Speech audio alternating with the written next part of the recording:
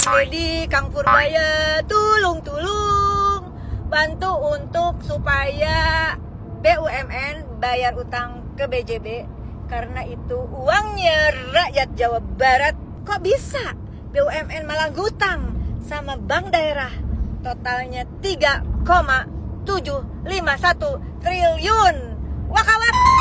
Assalamualaikum besti love Indonesia kesayangan si akunya. Jumpa lagi di Viral for Justice dengan hashtag kita APBN untuk rakyat, APBD untuk rakyat, BUMN untuk rakyat. Beberapa hari ini terjadi perdebatan Kang Purbaya sama Kang Deddy dan Nyi Iroh. Penonton Kang Deddy, Kang Purbaya yang akur-akur aja, bisa diobrolin supaya ada solusi gitu.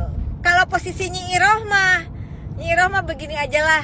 Nyi Iroh dukung Kang Purbaya karena menurut si akunya juga penting kita mulai perencanaan pembangunan dengan basis data yang jelas. Tapi bukan hanya untuk pemerintah daerah atau termasuk untuk pemerintah pusat, kementerian dan lembaga. Yuk dibongkar mana saja anggaran yang mengendap. Seperti informasi dari PPATK, baru-baru ini saja ada sekitar 2 triliun dana bansos yang mengendap. Jadi si akunya ngedukung banget cara berpikir Kang Purbaya dalam perspektif keuangan politik anggaran negara untuk pembangunan. Datanya harus benar. Keren Kang Purbaya. Nah, Nyi Iroh juga ngedukung Kang Deddy. Karena apa? Kang Deddy dan juga pemerintahan daerah lainnya yang sedang mulai menyusun kebijakan pembangunan berbasis data yang akurat, aktual, dan relevan. Kebijakan pembangunan itu, diskusi aku nih sama Kang Deddy, terdiri dari perencanaan, penganggaran, pelaksanaan, monitoring, dan evaluasi pembangunan. Nah, itu membutuhkan data dasar. Lagi-lagi, data dasar sebetulnya ini pemikiran dua orang lancek aku teh sama. Data itu penting untuk kebijakan pembangunan, program pembangunan itu butuh anggaran, tapi butuh data dasar. Kalau data dasarnya salah, kebijakannya bisa meleset, anggarannya juga bisa entah kemana, pawelit kan itu ke dia.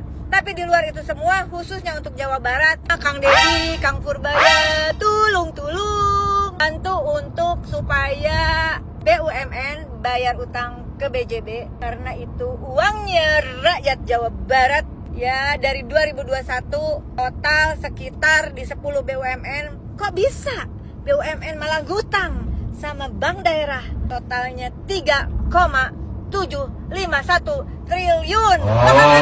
Nyi Iroh bacakan, inilah 10 pengutang BUMN kepada Bank BJB. 1. PT Barata Indonesia 89,11 miliar, PT Kimia Farma 950,23 miliar, PT Perikanan Indonesia 96,63 miliar, PT Papros 98,39 miliar, PT Raja Wali Nusindo 403,19 miliar, PT Waskita Karya Infrastruktur 98,94 miliar, PT Waskita Karya 980,8 miliar, PT Wijaya Karya Serang Panimbang 278,58 miliar, PT Wijaya Karya 515,44 miliar, PT Pembangunan Perumahan Semarang Demak 240,25 miliar.